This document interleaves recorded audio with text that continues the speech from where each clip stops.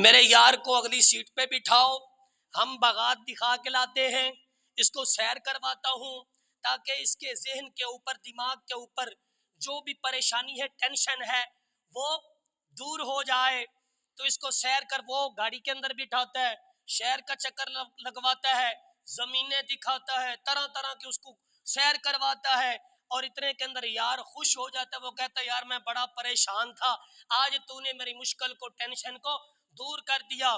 تو اللہ کے نبی علیہ السلام پہ بھی اتنے یک دم جو ہے مصائب آئے کہ اماں خدیجۃ الکبریٰ جو پہلی بیوی تھی، جو دکھ سکھ میں ساتھ رہتی تھی، جس نے سارا مال خرچ کر دیا حضور پہ، اماں خدیجہ کا انتقال ہو گیا۔ چند دنوں کے بعد جناب ابو طالب جو حضور سے محبت کرتے تھے، اگرچہ کلمہ نہیں پڑھا تھا، ان کا وصال ہو گیا۔ حضور پھر زیادہ پریشان ہو گئے، اور اس کے بعد حضور طائف کی وادی میں گئے لوگوں کو دعوت تبلیغ کے لیے۔ ان لوگوں نے بچے پیچھے لگا دیے، پتھر مارے، لہو لہان کر دیا۔ حضور واپس آئے تو شبی ابی طالب کے اندر قید کر دیا گیا۔ حضور پہ صدمات ہی صدمات ہیں، اور حضور علیہ السلام بیٹھے تھے، زبان سے اتنا جملہ نکل گیا، کاش میرا بھی یار ہوتا کوئی۔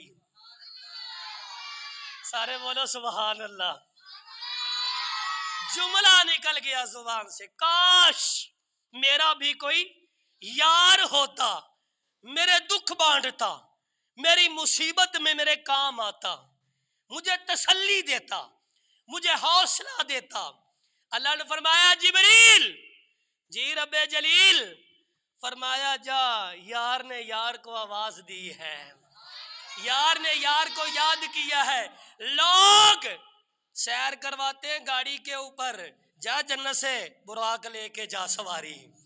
لوگ عام نوکر کو بھیجتے ہیں، جبریل جا ساتھ لے جا، 70,000 نوری اس طرف ہو، 70,000 نوری اس طرف ہو، 70,000 اس طرف ہو، 70,000 اس طرف ہو، براق کو لے جا ان خادموں کے درمیان کے اندر، اور جا کے محبوب کو جلدی لے کے آ، یار کو جلدی لے کے آ۔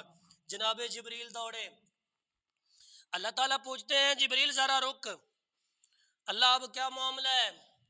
فرمایا میرے یار کو، میرے بیلی کو لینے تو جا رہا ہے، لانے کا پتہ بھی ہے، اٹھانے کی جانچ بھی ہے۔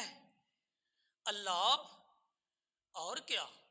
آدم کے پاس میں گیا، نوح کے پاس میں گیا، شیش کے پاس میں گیا، زکریا کے پاس میں گیا، ابراہیم کے پاس میں گیا، اسماعیل کے پاس میں گیا، موسیٰ کے پاس میں گیا، عیسیٰ کے پاس میں گیا، یعقوب کے پاس میں گیا، ایوب کے پاس میں گیا، سارے انبیاء کے پاس تو میں گیا ہوں، اور آج تم پوچھ رہے ہو میرے نبی کو لانا کیسے ہے؟ آپ آدم کے پاس گئے تو کیا کیا؟ جناب جبریل نے فرمایا اللہ میں نے کہا یا آدم، آپ پہلے سپارے سے قرآن کو اٹھائیے آخری سپارے تک، 25 نبیوں کا ذکر ہے قرآن میں، 25 نبیوں کا، کتنے بھائی؟ 25 نبیوں کا ذکر ہے، اور پہلے سپارے سے لے کر آخر تک جہاں بھی کسی نبی کا نام آیا ہے تو یا کے ساتھ آیا ہے۔ کس کے ساتھ بھائی؟ یا آدم، یا نوح، یا یحییٰ، یا زکریا، یا ابراہیم، یا عیسیٰ، یا موسیٰ، ہر نبی کا نام یا کے ساتھ آیا ہے، لیکن میرے اور آپ کے پیغمبر کا نام جو 4 مرتبہ صراحً قرآن میں آیا ہے وہ لفظ محمد آیا ہے۔